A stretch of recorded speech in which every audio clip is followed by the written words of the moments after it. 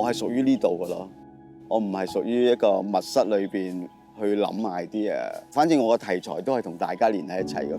其實我都需要同大家連喺一齊嗰個空間，喺街上邊，喺大自然中間，我有不斷嘅靈感，有不斷嘅互動。呢個係我嘅習慣，我都叫自己做有一山人啦。我係屬於個山噶嘛，所以大自然係同我有密切嘅關係。我都唔會將生活同工作或者創作分開。我想表達嘅，我想有嘅聲音都係屬於大家生活上或者應該思考嘅問題，冇一條界線。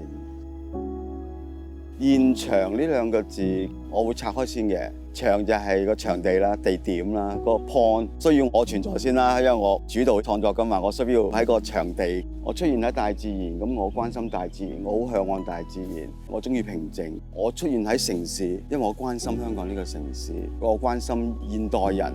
我話我好落地嘅，我經常去洗街嘅，嗰個係我。我諗現呢個字係 timing， 幾時喺個場地。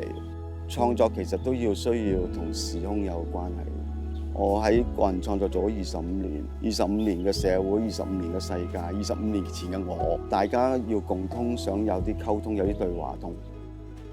即係今次呢個創作係疫情之後同大家嘅一啲聯想同對話。咁現呢個字係好重要，即係 right timing、right pace、right people。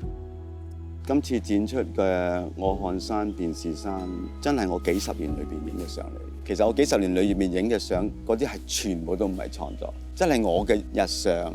我見到水跡喺幅牆度，我見到佢幾靚啊，咁幾山水喎，咁影低佢。見到馬路嗰條裂痕，我都似個山喎，幾靚啊，好似張畫咁喎，我又影低佢。我要回應下疫情，就係我哋嘅日常係被改寫咗。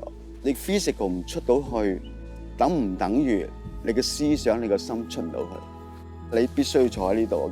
但係我心喺嗰個山度嘛，喺個海中間，一個哲學思想或者一個佛家思想，正正係形容呢批照片正念、正向嘅一個意念、一個觀念。世間變得好複雜，另外一個係轉念，改變你嘅觀念去睇呢個世界。